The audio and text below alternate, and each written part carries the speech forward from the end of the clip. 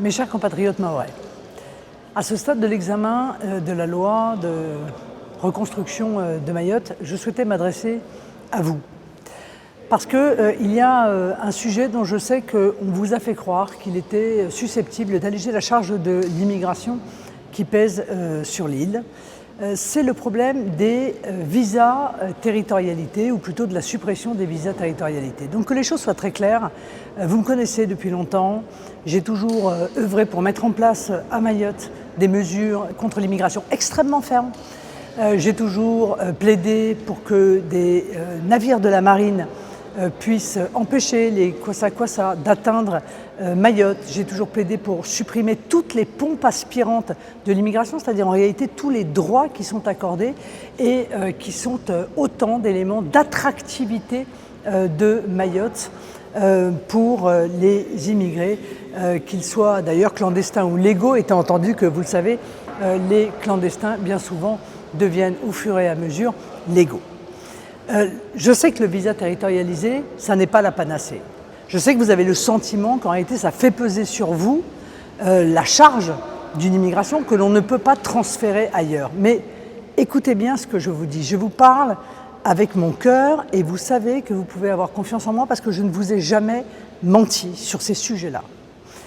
Si l'on supprime les visas territorialisés maintenant, c'est un appel d'air pour l'immigration que ça va créer. Vous le savez bien d'ailleurs, souvenez-vous qu'il y a quelques mois, des Comoriens ont été emmenés dans un château dans les Yvelines. Et vous étiez les premiers à dire que, évidemment, ceci avait entraîné un appel d'air, que d'autres Comoriens se disaient « mais si je peux venir à Mayotte et qu'on peut m'emmener dans un château dans les Yvelines, alors tout à fait évidemment, je vais tenter la traversée, plus encore qu'hier ». C'est exactement la même chose qui va se passer avec s'il y a une suppression des visas territorialisés, sans autre mesure en réalité de lutte sérieuse contre l'immigration. C'est-à-dire que de plus en plus de Comoriens vont souhaiter venir et plus on en transférera en métropole et plus d'autres, plus nombreux encore, viendront avec l'espoir, bien entendu, d'être transférés en métropole. Ça ne réglera donc pas le problème de Mayotte et même, je vais vous dire, ça va aggraver le problème de Mayotte. Alors j'entends bien qu'il y a des politiques qui trouvent que c'est la solution de facilité, mais je tiens à vous dire que la facilité n'a jamais réglé les problèmes.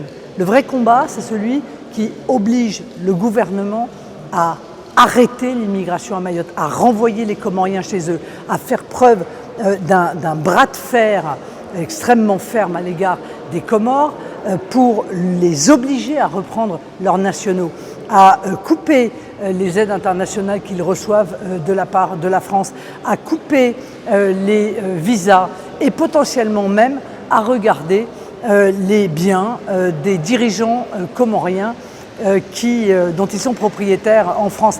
Il n'y a que cette politique-là qui pourra arrêter la déferlante que subit Mayotte. Voilà, je tenais à vous le dire parce que, encore une fois, mon langage est le langage de la vérité. Moi, je ne suis pas là pour vous décevoir et je sais que la suppression des visas territorialité, en réalité, vous décevra parce que les effets seront pires, en fait, que la situation actuelle. Alors, je voulais vous dire, tenez bon, courage. Nous nous sommes abstenus sur les visas territorialisés en 2030 pour une raison simple, c'est que nous entendons bien gagner en 2027. Et entre 2027 et 2030, on aura réglé le problème de l'immigration à Mayotte. Et par conséquent, dans un deuxième temps, on pourra éventuellement envisager de transférer les immigrés légaux qui sont en surnombre à Mayotte dans d'autres secteurs du territoire. Voilà, je vous embrasse, je pense à vous toujours, on est là, on vous défend et on va éviter que cette loi ne se transforme une fois de plus en une loi d'incitation à l'immigration.